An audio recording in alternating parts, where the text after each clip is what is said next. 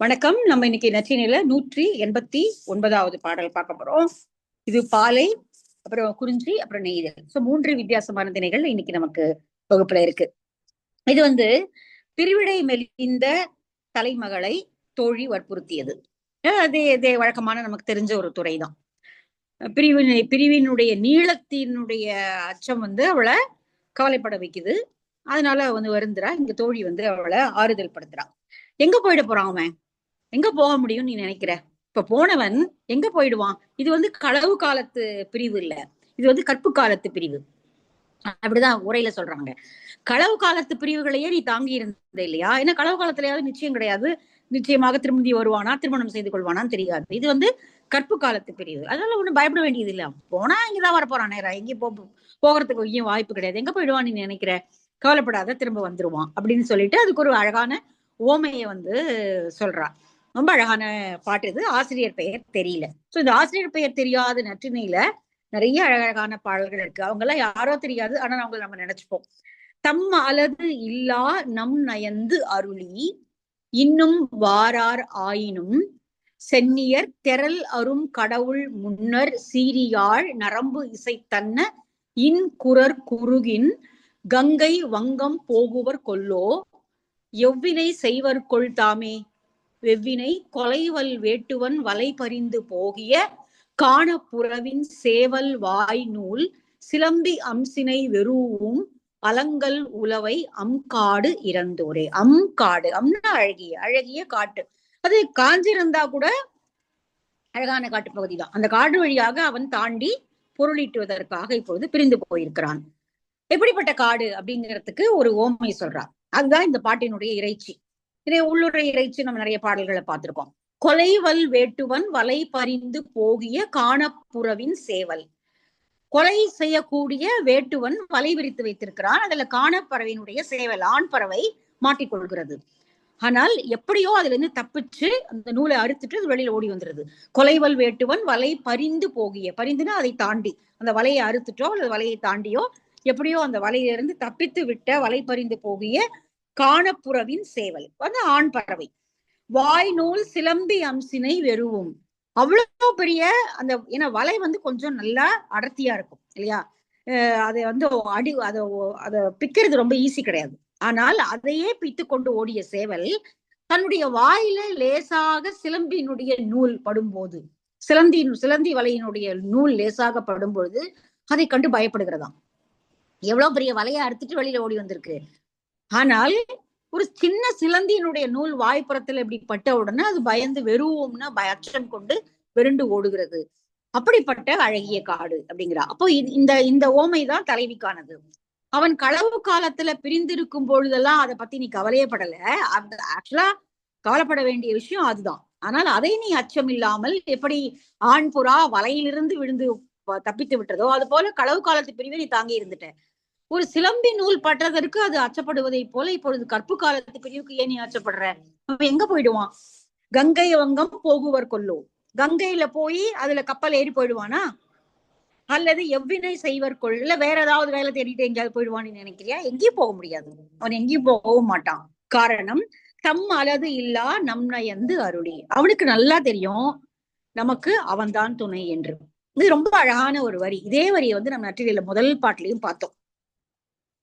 தம்மின்று அமையா நன்னயந்து அருளி அப்படிங்கிற இதே வரி நற்றினுடைய முதல் பாடலையும் வந்தது. சோ தம் அல்லது இல்லா நன்னயந்து அருளி.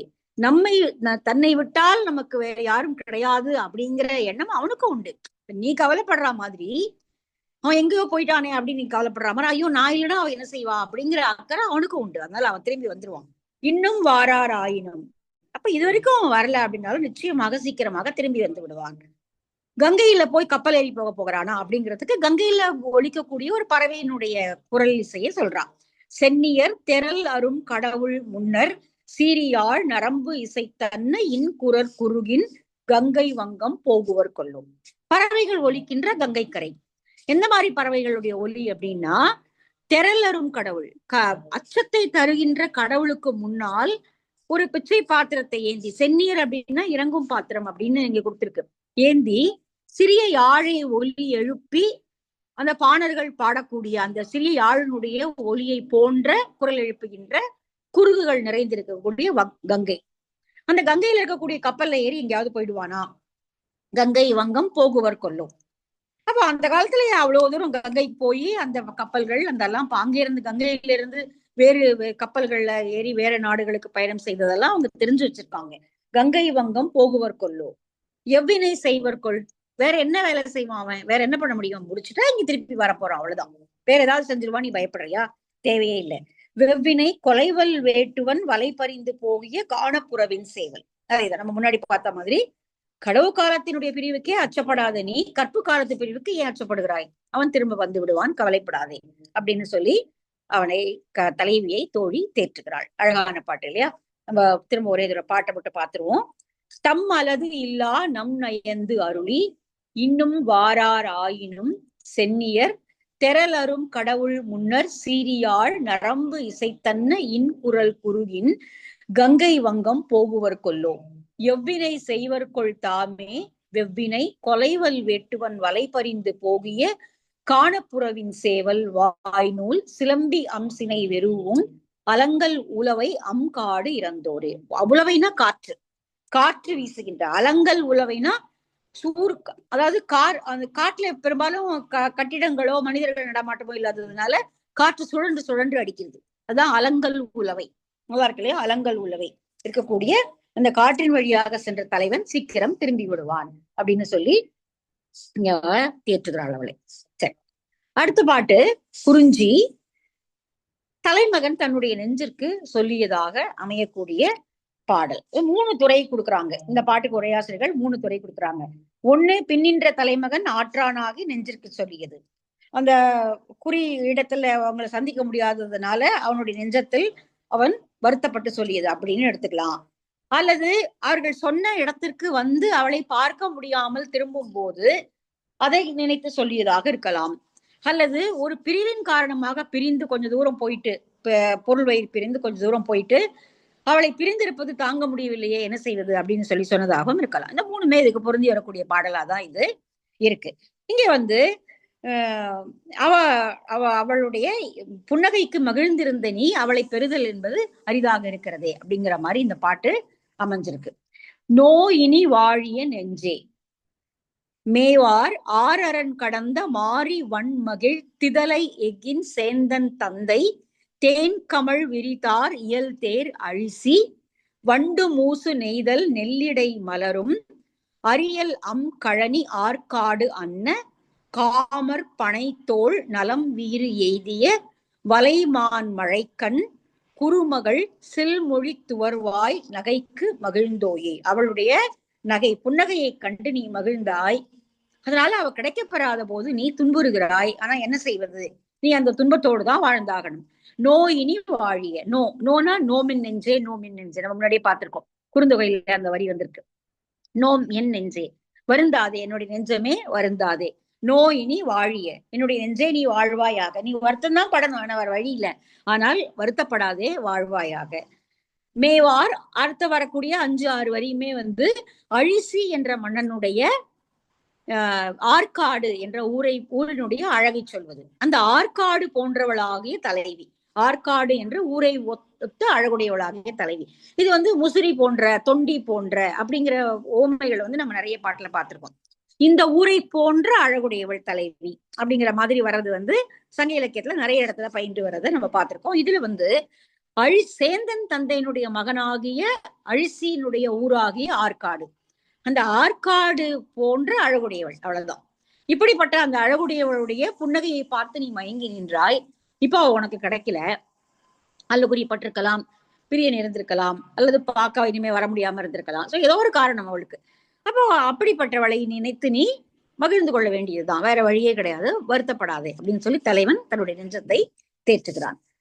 ஆரரன் கடந்த மாறி வன்மகிழ். ஆரரன் கடந்த பகைவர்களை வெற்றிகரமாக எதிர்கொள்ளக்கூடிய மிகுதியான வலிமையான அரணை உடையவன். மாறி வன்மகிழ், மாரியை போல வரையாது ஈயக்கூடியவன். திதலை எகின் சேந்தன் தந்தை, தேமல்களை உடைய எஃகு அப்படின்னா ஒருவேளை நிறைய போரிட்டதுனால குடை மழுங்கி இருக்கக்கூடிய எஃகு அப்படின்னு சொல்லி எடுத்துக்கலாம். சேந்தன் தந்தை தேம் கமழ் விரித்தார் இயல் தேர் அழிசி. தேன் கமழக்கூடிய மலர் மாலைகளை அணிந்தவனாகிய பெரிய தேரினை உடையவனாகிய அழிசி, அவனுடைய ஊரில் வண்டு மூசு நெய்தல் நெல்லிடை மலரும்.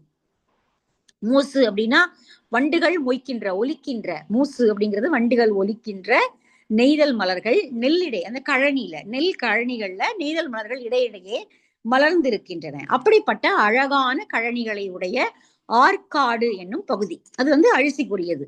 அரியலம் கழனி ஆற்காடு அன்ன காமர் பனைத்தோள். காமர் கண்டார் விரும்பக்கூடிய, காமர்னா விருப்பம், விருப்பத்தை உடைய அழகான மூங்கிலை போன்ற தோள்களை உடையவளாகிய தலைவி, அவளுடைய தோல் நலத்தில் விழுந்து நீ அவளோடு மகிழ்ந்திருந்தாய். அப்போ அவள் வந்து வலையில் பட்ட மான் போன்ற அழகான கண், அது பார்வையை உடைய, மடப்பம் பொருந்திய பார்வையுடையவளாகிய அவளுடைய புன்னகையை பார்த்து நீ மகிழ்ந்திருந்த காலமும் இருந்தது. ஆனா இப்போ அவளை விட்டு பிரிஞ்சு நீ இருக்க, அதனால நீ வருத்தப்படுற. ஆனா என்ன பண்ண முடியும்? ஒன்னும் செய்யறதுக்கு இல்லை. இப்போ இந்த பிரிவு என்பது தாழ முடியாததான். ஆனால் நீ அதை பொறுத்து கொண்டுதான் ஆக வேண்டும். என்னுடைய நெஞ்சை நீ வாழ்வாயாக அப்படின்னு சொல்லி தலைவன் தன்னுடைய நெஞ்சத்துக்குள் தானே தனக்கு சமாதானம் செய்து கொள்கிறான். அதான் இந்த பாடல் சொல்லப்பட்டது. சேந்தன் தந்தையினுடைய மகனாகிய அழிசி என்பவனுடைய அழகான ஆற்காடு என்ற ஊர், அந்த ஊரை போன்றவளாகிய தலைவன். அதுதான் இந்த பாட்டுல வரக்கூடிய முக்கியமான ஒரு உவமை. நோயினி வாழிய நெஞ்சே மேவார் ஆர் அரண் கடந்த மாறி வன்மகிழ் திதலை எகின் சேந்தன் தந்தை தேன் கமழ் விரிதார் இயல் தேர் அழிசி வண்டு மூசு நெய்தல் நெல்லிடை மலரும் அரியல் அம்கழனி ஆற்காடு அன்ன காமர் பனைத்தோள் நலம் வீறு எய்த வலைமான் மழைக்கண். அழகா இருக்குல்ல, மழைக்கண், குளிர்ச்சி பொருந்தி கண்கள். குறுமகள் சில்மொழி துவர்வாய் நகைக்கு மகிழ்ந்தோயே. சில்மொழி, சிலவாகிய மொழிகளை பேசுபவள் அவள். அப்புறம் கல்யாணம் ஆகி களவு காலத்துல சில்மொழிதான், கற்பு காலத்துலதான் அவள் நிறைய பேசுவாள். அதுதான் அந்த பாடல் சொல்ல வர்றது. சரி, அடுத்த பாட்டு போயிடலாமா? 91 நெய்தல் உலோச்சனார். இது வரைக்கும் நம்ம 190 வரைக்கும், 168 இருந்து கிட்டத்தட்ட 190 வரைக்கும் நம்ம ஆசிரியர்கள் பெயர் தெரியாத பாடல்களா படிச்சுட்டு இருந்தோம். இனிமே வரக்கூடிய பாடல்கள்லயும் 1-2 பெயர் தெரியாத, ஆசிரியர் பெயர் தெரியாதவை இருக்கு. இந்த பாடல் ஆனா உலோச்சனார் எழுதியது. உலோச்சனார் எழுதிய பாடல்களாக ஏற்கனவே நம்ம நிறைய பாடல்கள் படிச்சிருக்கோம். உலோச்சனார் கிட்டத்தட்ட 20 பாடல்கள் மேல எழுதியிருக்காருன்னு நினைக்கிறேன். தன்றி இதுல வந்து ஒரே தடவை நம்ம பாத்துருவோம். ஏன்னா அவப்போ ஒரு தடவை பாத்துறது வந்து நல்லது. உலோச்சனார், ஆமா, உலோச்சனாருடைய பாடல் வந்து கிட்டத்தட்ட 20 பாடல்களுக்கு மேல இருக்கு. நம்ம ஏற்கனவே ஒரு 1 2 3 4 5 6 7 பாட்டு பார்த்திருக்கோம். இது 8வது பாடல். சரி, இது வந்து நெய்தல் திணை பாடல். இது வந்து முதல் நாள் தேர் வந்திருக்கு. யார் தேருன்னு தெரியாது, தேர் வந்திருக்கு. உடனே வந்து ஊர்ல ஒரே அலர். தேர் வந்தது தெரியுமா, தேர் வந்தது, ஏதோ காரோ அப்படி வந்தாங்கன்னு வச்சுக்கோமே, தேர் வந்தது அப்படின்னு உடனே அன்னைக்கு வந்து இவங்க மேலதான் சந்தேகம். எத்தனையோ அன்னைகள் அங்க இருக்கிறார்கள் அந்த பரதவர் குடியில. உடனே அன்னை, இந்த தலைவியினுடைய அன்னை தோழி எப்படி பாக்குறா, தேர் வந்ததுங்கிறாங்களே என்ன அப்படின்னு இப்படி பாக்குறான். அப்படின்னா என்ன அர்த்தம்? சந்தேகம் இவங்க மேலதான் சந்தேகம் இருக்கு. இவர்களை பார்க்க யாரோ வருகிறார், இவள் வந்து யாருடைய பழகுகிறாள் அப்படிங்கிற சந்தேகம் அம்மாவுக்கு தெரிஞ்சிருச்சு. அத்தனை பேரு உட்கார்ந்து அலர் தூற்றும் பொழுது அன்னையை நம்மளை மட்டும் பார்க்கணும், அன்னை வந்து நம்மளை பார்த்தா, இது ஒரு அழகான ஒரு காட்சி இல்லையா? அது ஏதோ ஒண்ணு நடக்குது, யாரோ யாரையோ பாக்குறாங்க அப்படின்னா ஏன் அவங்களை பாக்குறாங்க? தேர் வந்தது, யாருக்கு வேணா வந்திருக்கலாம். ஆனால் அன்னை என்னை நோக்கினாள். அப்போ வந்து பலருள்ளும் என் நோக்கினளே அன்னை. நான் வந்து இப்போ ஒருவேளை நாளைக்கு அவ என்ன காலையில என்ன வந்து நீர்மூழ்கி பூக்களை பறிக்க அனுப்பல அப்படின்னா, அனுப்பிட்டாள்னா அவளுக்கு சந்தேகம் இல்லைன்னு அர்த்தம். அனுப்பல, போக வேண்டாம், வீட்டிலேயே இரு, போதும், பூ பறிச்ச வரைக்கும் போதும், நிறுத்திட்டா அப்படின்னா அவளுக்கு நிச்சயமாக சந்தேகம் இருக்கிறது என்று அர்த்தம். எங்களை வீட்டுக்குள்ளேயே இனிமேல் சிறை வைத்து விடுவாள். அதனால உன்னை வந்து பார்க்க முடியாது. உன்னுடைய தேர் வந்துட்டு திரும்பி போறது அப்படிங்கிறது வந்து எவ்வளவு அவலமான நிலைமை. நீ வந்து உன் தேர் வெறுமனே திரும்பி போறது அப்படிங்கிறது வந்து எப்படி சரியா இருக்க முடியும்? அதனால இனிமே எங்களால சந்திக்க வர முடியாது. தேர் வந்து திரும்பி வெறுமனே போனா நல்லா இருக்காது. அதனால ஒண்ணு அவளை கூட்டிட்டு போ, இல்ல ஊருக்குள்ள வந்து மனம் பேசி முடி அப்படிங்கிறத அழகா சொல்றான். இது எவ்வளவு, அதாவது சொல்றதுல ஒரு சாமர்த்தியம் இருக்கு இல்லையா? எப்படி சொல்லி காரியத்தை நடத்துறது அப்படிங்கிறதுல தோழிக்கு இணைதான் தோழிதான். அதான் இந்த பாடல் சொல்லக்கூடிய விஷயம்.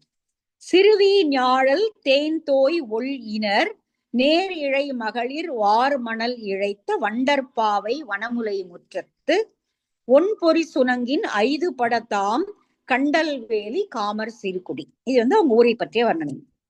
எள்ளி வந்தன்றோ தேர் என சொல்லி அலர் எழுந்தன்று இவ்வூரே. தேர் வந்துதாமே, யாருக்கு வந்தது அப்படின்னு ஊர்லாம் ஒரே அலர் வம்பு பேசுறாங்க என சொல்லி அலர் எழுந்தன்று இவ்வூரே. பலருள்ளும் என் நோக்கினளே அன்னை. உடனே அன்னை என்னம்மா என்ன அப்படி திரும்பி பார்த்தா குறுன்னு. நாளை மணிப்பூ முண்டகம் கொய்யேனாயின். அழகான மணி போன்ற முண்டகம்னா நீர்முள்ளி மலர்கள். நீர்முள்ளி மலர்களை கொய்வதற்கு பெரும்பாலும் காலையில போய் பூவை பறிச்சிட்டு வா அப்படின்னு அனுப்புவா. ஒருவேளை நாளைக்கு போகக்கூடாது அப்படின்னு சொல்லிட்டாள்னா கொய்யேனாயின் அணிக்கவின் உண்மையோ அரிதே. அது இனிமேல் பார்ப்பதர் என்பது அழகு பொருந்தியவளாக நான் இருக்கிறேன் என்பது இனிமேல் அரிதானதாக ஆகிவிடும். மணிக்கழி நரும் பூங்காணல் அவர் வரும் தேர் போதல் அதனினும் அரிதே.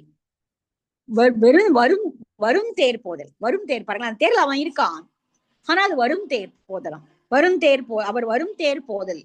வருங்கிற இங்க ரெண்டு சொல்லினா இது இல்ல, அதாவது இடையினர் அகரம் இல்ல, வல்லினர் அகரம். வரிதே அப்படின்னா ஒண்ணும் இல்லாம வெறுமையாக, அதாவது அவளை பார்த்துட்டு மகிழ்ச்சியோட அவன் திரும்பி போயிருந்தாருன்னா அது மகிழ்வான திரும்ப பயணம் ஆகும். வந்துட்டு பார்க்க முடியாம அவன் திரும்பி போறது அப்படிங்கிறதுக்கு ரெண்டு பொருள். மனது வறுமையாக அவன் ஐயோ பார்க்க முடியலைங்கிற துன்பத்தோடு திரும்பி போவான், அல்லது இவளை ஏற்றிக்கொண்டு போக முடியாமல் அது போகக்கூடிய தேராகவும் இருக்கலாம். அப்படியும் எடுத்துக்கலாம். அவ்வளவு, அதாவது ஒரு வார்த்தை பயன்படுத்தினா கூட அதை எவ்வளவு யோசிச்சு ஆராய்ந்து அதை பயன்படுத்துறாங்க அப்படிங்கிறது தான் சங்க இலக்கிய பாடல்களுடைய அழகு. இப்ப இங்க அதுதான் ஒரு டிராமா. முதல் நாள் நடந்திருக்கிறது, முதல் நாள் நடந்ததை அடுத்த நாள் தலைவி தோழி சொல்றா, இப்படி ஆச்சு நேத்திக்கு, சோ இது ரொம்ப நாளைக்கு இதே மாதிரி செய்ய முடியாது, நீ கவனத்துல வச்சுக்கோ, சீக்கிரமாக திருமணம் செய்து கொள், அல்லது உன் தேரை எடுத்துட்டு ஊருக்குள்ளேயே வா, எங்களோடு விருந்தாயிருந்து அவளை அழைத்து கொண்டு போ அப்படின்னு சொல்லி சொல்றா. அதான் இந்த பாடல். சிறுவி ஞாழல் தேன் தோய் ஒள் இனர். இனர்னா கொத்துக்கள். சிறுவி ஞாழல், சிறிய அழகாக மலர்ந்த ஞாழல் மலர்களுடைய கொத்துக்களை எல்லாம் பறித்து நேரிழை மகளிர் வார்மணல் இழைத்த வண்டற்பாவை வனமுலை முற்றத்து. அந்த வண்டல் மண்ணுல பாவையை போல செய்து இந்த நாழல் மலர்களை எல்லாம் மாலையாக தொடுத்து அந்த பெண்கள் அந்த பாவைக்கு போட்டு அழகுபடுத்தி விளையாடி பார்ப்பாங்க. அப்படிப்பட்ட அழகான கடற்கரை முற்றம் அது. வண்டற்பாவை வனமுலை முற்றத்து ஒன்பொறி சுணங்கின் ஐது படத்தாம். ஒன்பொறி சுணங்குன்னா அழகான ஒளி பொருந்திய சுணங்கு அப்படிங்கிறது அவர்களுடைய தோல்ல இருக்கக்கூடிய இந்த ஒரே நிமிஷம் வண்டற்பாவை செய்து, ஆமா சரி, அந்த ஒரு இடம் எனக்கு தெரியல. அழகிய மார்பில் வண்டல் மண்ணாலே பாவையின் அழகிய மார்பில் ஒளிய உரியை உடைய தேமல் போல கண்டார்க்கு விருப்பம் தரும் சிறுகுடி. கண்டல் வேலி சுணங்கின், அதாவது ஐதுன்னா அழகு, சுணங்கு அப்படின்னா தேமல் படர்ந்து அழகான தோள்களை உடைய பெண்கள் வசிக்கக்கூடிய அந்த கடற்கரை முற்றம், அந்த கடற்கரை மணல் வெளி. எள்ளி வந்தன்றோ தேர். அந்த இடத்துல இந்த பெண்கள் எல்லாம் விளையாடி கொண்டிருக்கிற இடத்துல தேர் வந்துதாமே நேத்திக்கு என்று சொல்லி ஊரெல்லாம் ஒரே பேச்சு என சொல்லி அலர் எழுந்தன்று இவ்வூரே. அலர் எழுந்தன்று, எழுந்துன்னா அப்படியே வேகமா நிறைய பேர் எல்லாரும் பேசுகிறாங்க. அலர் பரவின்று இல்ல, அலர் எழுந்தன்று. வந்துதாமே அப்படின்னு சொல்ற உடனே பலருள்ளும் என் நோக்கினளே அன்னை. எல்லாரும் தானே இருக்காங்க அங்க, எல்லா அம்மாவும் இருக்காங்க, எல்லாருடைய பொண்ணு தோழி எல்லாருமே இருக்காங்க. உடனே அன்னை என்ன பாக்குறா அப்படின்னா என்ன அர்த்தம், அவளுக்கு ஏதோ சந்தேகம் வந்துருச்சு அப்படின்னு அர்த்தம். என் நோக்கினாலே அன்னை. நாளை மணிப்பூ முண்டகம் கொய்யேனாயின். காலையில ஒருவேளை மணிப்பூவாகிய மணி பொருந்திய மணி போன்ற நிறம் பொருந்திய முண்டக மலர்களை பறித்து கொண்டு வா. முண்டகம்னா நீர்முள்ளி, நீர்முள்ளி பூக்களை பறித்து கொண்டு வா என்று நான் போறேன் அப்படின்னு சொல்லும்போது சரி போயிட்டு வா அப்படின்னு சொன்னா சந்தேகம் எதுவும் இல்லைன்னு அர்த்தம். எதுக்கு இப்ப நீ போற, ஒண்ணும் போக வேண்டாம், ஒண்ணும் வேலை இல்லை, இருக்கட்டும் பார்க்கலாம் அப்புறம் பாத்துக்கலாம் அப்படின்னு சொல்லி நிறுத்திட்டா அப்படின்னா எங்களால இனிமே வெளியில வரவே முடியாது. அணிக்கவின் உண்மையோ அரிதே. ஏன் நாங்கள் அழகு பொருந்தியவர்களாக இருப்பது என்பது அரிதானதாக ஆகிவிடும். ஏன்னா எச்சரிக்கப்படுவோம், வருத்தம் வரும், அழகு என்பது இல்லாததாக ஆகிவிடும்.